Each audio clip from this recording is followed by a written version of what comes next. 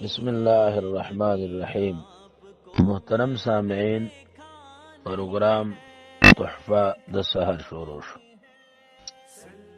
None दे programme की मोहब्बत करल जुड़नों की द मुसलमानानु सरा मोहब्बत पैदा कोल और आगा मजबूतोल। सामीन हजरात, सरदार दो जिहान सल्लल्लाहु अलैहि वसल्लम फरमाई छे, ला खैर फी मुमिन ला यअलिफ वला युअलफ। आगे मोमिन के खैर निश्ता چې نه هغه چا سره مینه کوي او نه هغه سره مینه کولی شي.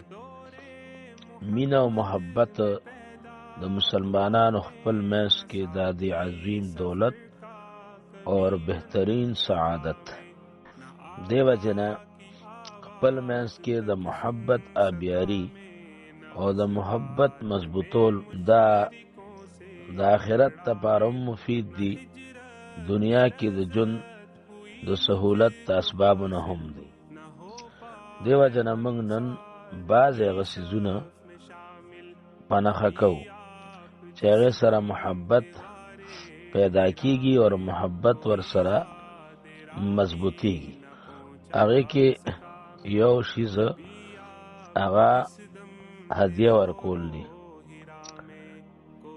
حدیث مبارک کې راځي، تهادو تحابو، یو بلتا هدیه ورکی نو ستاسو منځ کې به مینه محبت پیدا شي. نو د هدیې سلسله اگر چې هغه مختصر ای، خو د هدیې سلسله خپل منځ کې چلول دا د اسبابو د محبت نه دی.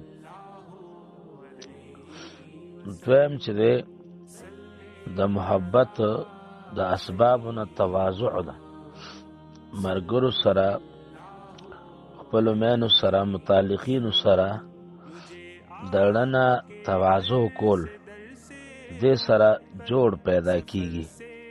تواضع کې الله تعالی جوړ خده او د هغې ضد تکبر چې دی نو هغې کې توړ دی.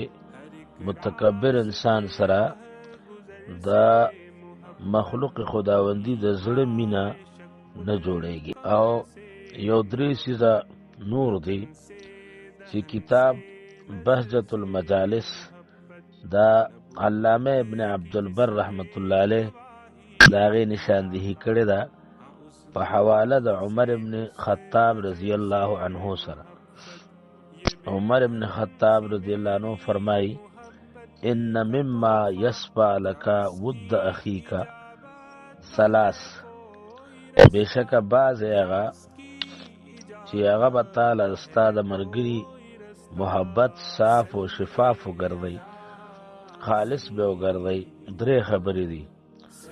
ان تبدأه بالسلام اذا لقیته، چې ته هغه سره شروع په سلام کوه کله چې ملو شي. نو سلام ته مخکې کوه، کوشش کوه چې سلام کې ته مخکې شي. او دویم دا چې وان تدعوه باحب الاسماء الیه، چې ته هغه راوبله په هغه محبوب د نومونو هغه ته چې کوم نوم هغه ته محبوب دی او هغه ته خوښ دی، نو هغه په هغه نوم باندې راوبله. او دریم دا وان توسع له فی المجلس، که ته ناست او هغه راشي نو مجلس کې ورته لږ غونتې ځای پرېږده او کشادګي ورته اختیار کا. نو دا درې څیزه شو. دې سره محبت صفا کیږي، کلکیږي او دې سره محبت په زړونو کې پیدا کیږي. نو دا ټوټل 15 څیزونه نن موږ په نښه کړه چې دې سره محبت په زړونو کې کرلی کیږي، صفا کیږي او زیاتیږي. الله تعالی دې زمونږ د مسلمانانو سره خپل منځ کې مینه او محبت پیدا کی، څنګه چې د الله د رسول تعلیمات دي. ربنا اغفر لي ولوالدي وللمؤمنين يوم يقوم الحساب.